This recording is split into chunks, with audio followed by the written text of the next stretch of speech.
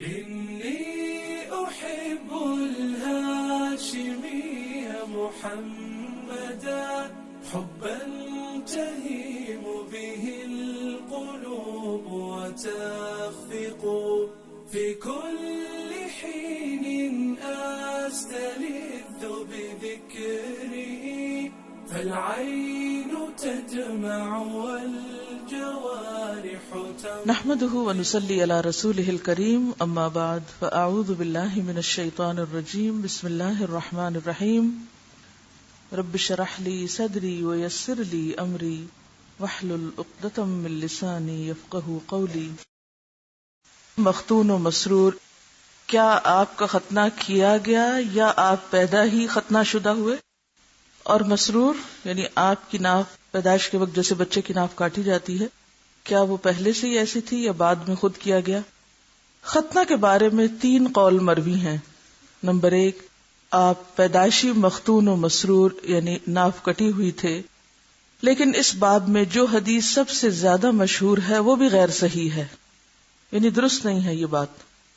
ابن جوزی نے موضوعات میں شمار کی ہے. موضوع حدیثیں کون سی ہوتی ہیں؟ فیبریکیٹڈ، گھڑی ہوئی. باقی اور جتنی حدیثیں ہیں ان کی صحت بھی ثابت نہیں، پھر اس میں کوئی خاص فضیلت بھی نہیں. اگر ایسا مان بھی لیا جائے تو اس سے کوئی فضیلت نہیں ثابت ہوتی، کیونکہ اور بھی کچھ لوگ ایسے ہی پیدا ہوتے ہیں. بہت سے آدمی مختون پیدا ہوتے ہیں. نمبر 2، دوسرا قول یہ ہے کہ ختنہ اس دن ہوا جب حلیمہ دائی کے ہاں ملائکہ نے شق صدر کیا، فرشتوں نے آ کے آپ کا سینہ مبارک کھولا اور اس میں آپ کا دل دھویا. تیسرا قول یہ کہ ولادت سے 7ویں دن آپ کے دادا عبد المطلب نے ختنہ کیا. اس تقریب پر دعوت بھی کی اور نام محمد رکھا. ابن عبد البر نے لکھا ہے کہ اس باب میں ایک حدیث مسند غریب روایت کی گئی ہے. اس مسئلے پر 2 فاضلوں یعنی علماء کمال الدین ابن طلحہ اور کمال الدین ابن الندیم میں مناظرہ ہوا. اول الذکر نے یعنی جن کا ذکر پہلے آیا، کون؟ دونوں ہی کمال الدین ہیں، ابن طلحہ مراد ہیں.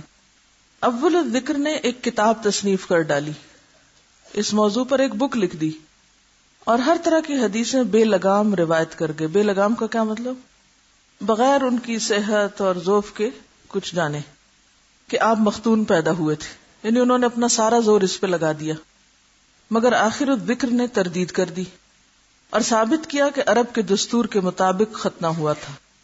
چونکہ یہ رواج عام تھا اس لیے ثبوت کے لیے کسی سند کی ضرورت نہیں، مدعی کو دلیل پیش کرنی چاہیے. مدعی کون ہے؟ جو یہ دعویٰ کرے کہ آپ ختنہ شدہ پیدا ہوئے تھے. دوسرے گروہ کو دلیل لانے کی ضرورت نہیں، کیونکہ وہ عام رواج اور عرف کے مطابق بات کر رہا ہے. ٹھیک ہے. اب یہاں پر ایک سوال ذہن میں آتا ہے کہ کیا یہ موضوعات ایسے ہیں کہ جن پر کتابیں لکھی جائیں یا ان پر بحث کی جائے یا ان کا ہمارے عمل سے کوئی تعلق ہے؟ ایسا کب ہوتا ہے؟ ایسے رجحانات کیوں سامنے آتے ہیں؟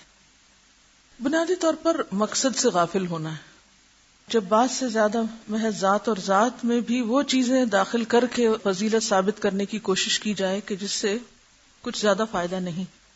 آپ کی شان اس سے کہیں اونچی ہے کہ آپ کو ایسی چیزوں سے بڑا ثابت کیا جائے.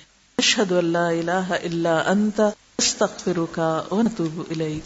السلام علیکم ورحمۃ اللہ وبرکاتہ. أحب الهاشمي محمدا حبا تهيم به القلوب وتخفق في كل حين أستلذ بذكره فالعين تدمع